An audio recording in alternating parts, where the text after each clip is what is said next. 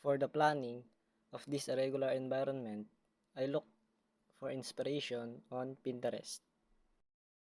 I suddenly remembered my character, D. Winnie, and I thought I should create an environment for him.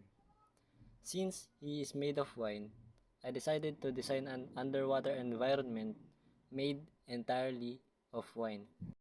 I found a wine-inspired color palette to serve as the basis of the environment's colors. First, I chose lighter colors for the background.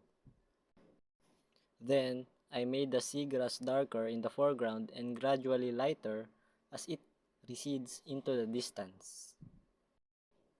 After that, I added barrels to give more detail to the environment. I also included silhouettes of wine glass and bottle to emphasize the wine theme. To enhance the scene further, I added waves for the texture and movement. Finally, I added finishing touches such as bubbles, small creatures swimming through the waves, and lighting effects. As for Dewini, here is how he looks when I created the concept art of him within this environment.